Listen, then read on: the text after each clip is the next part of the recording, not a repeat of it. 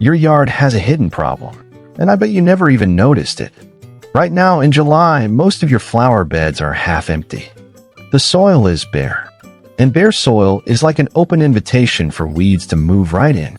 Every summer, thousands of homeowners spend money buying new plants every single year, when they could be growing a garden that fills in on its own, gets thicker every season, and costs them nothing after the first planting.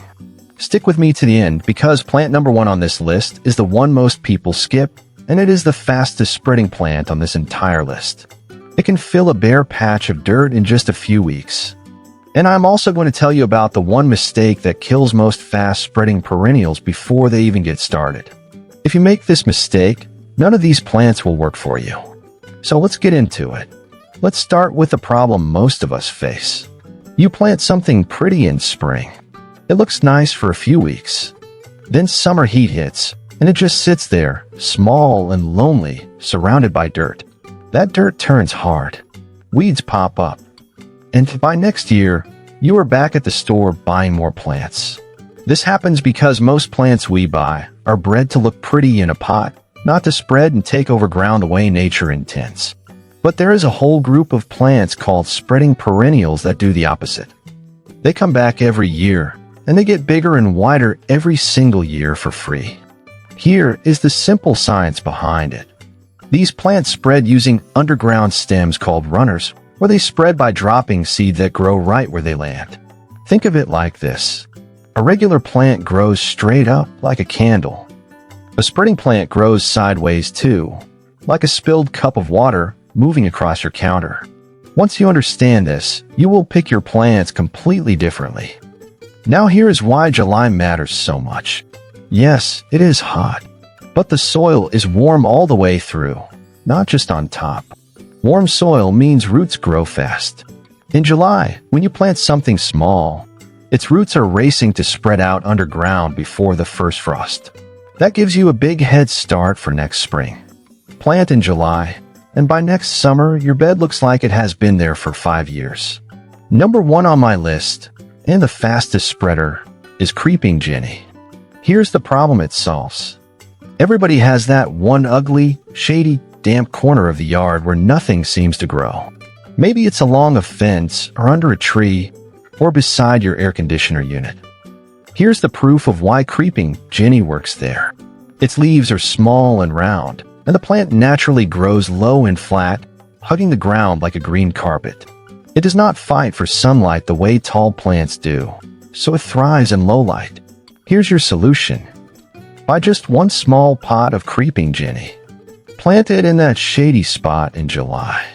Water it every few days for the first 2 weeks. By next year, it will have spread 2 to 3 feet wide, all on its own. But wait, this next plant is even crazier because it spreads by an underground method that most people have never even heard of. Number 2 is creeping phlox. The problem is that slope in your yard that erodes every time it rains, washing your good soil away. The proof is simple. Creeping phlox has a thick root system that literally holds soil together like a net, so heavy rain cannot wash it downhill. The solution is to plant several small creeping phlox plugs along that slope this July, spaced about a foot apart. By spring, you'll have a wall-to-wall carpet of soft pink, purple, or white flowers, and your erosion problem disappears for good. Number 3 is lily of the valley. The problem here is deep shade under big trees, where grass simply refuses to grow. The proof is that lily of the valley actually prefers shade, and it spreads through underground stems called rhizomes that travel sideways in search of open space, exactly the kind of space under a big oak tree. The solution is to plant a few pips, that's what the little roots are called, under your shadiest tree this month. Give them one deep watering. Within 2 years, you will have a green, fragrant carpet where grass never could grow. Number 4 is sedum, sometimes called stonecrop. The problem is that dry, sunny strip of dirt near your driveway or sidewalk where you have killed plant after plant. Here's the proof. Sedum stores water in its thick, fleshy leaves, just like a cactus does. That means it barely needs any watering from you at all. The solution is simple. Plant sedum cuttings directly in that dry, sunny spot. You genuinely do not even need to water it much after the first 2 weeks. It will spread on its own and turn that dead zone into a thick, colorful mat. Number 5 is creeping thyme. But wait, here's something wild about this one. You can actually walk on it.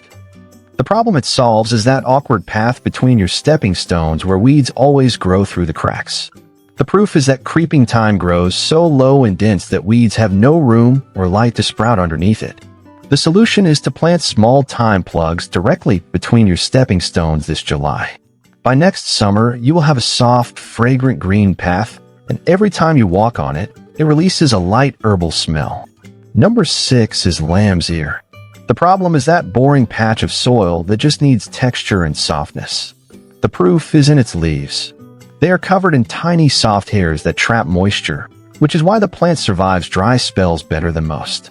The solution is to space a few lamb's ear plants about 18 inches apart. They will multiply into wide clumps within one growing season, and kids and grandkids love touching the soft, fuzzy leaves. Number 7 is black-eyed Susan. Here's a problem almost everyone has.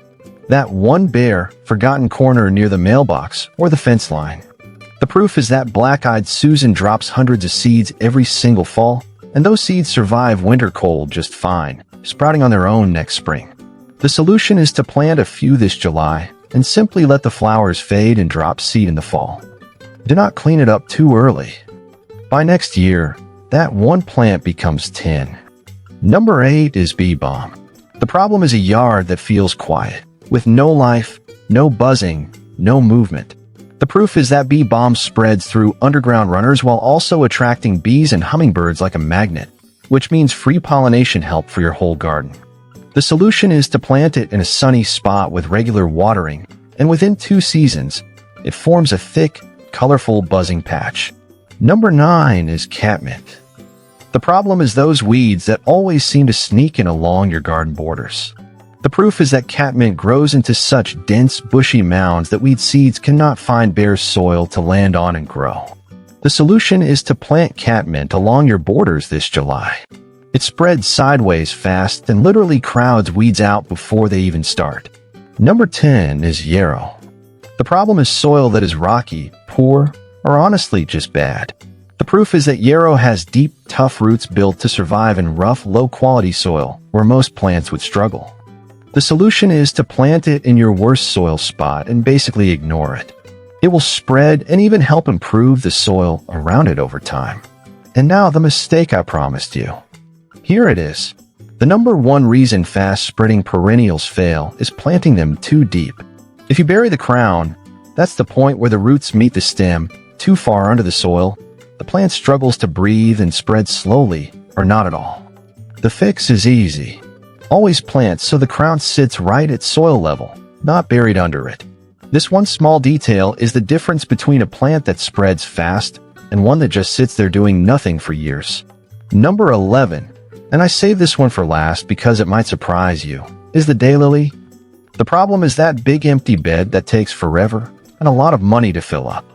The proof is that daylilies multiply from thick underground clumps called tubers, and every single year, one clump splits into several new clumps all by itself. The solution is to plant just a few daylilies this July. In 3 years, you can dig up that one clump, divide it into pieces, and replant those pieces all over your yard for free. That is 11 plants for the price of 1. So here is your simple plan. Pick 2 or 3 of these plants that fit your yard, whether it's shady, sunny, dry, or steep. Plant them this July while the soil is warm. Water them for the first 2 weeks. Then let nature do the spreading for you. If this helped you see your yard differently, hit subscribe to Chill Harvest Garden. We are a community of relaxed, smart gardeners who like saving money, saving time, and letting nature do the hard work for us. Subscribing just means you will not miss the next simple trick that makes your yard look better for less effort and less money. I will see you in the next one.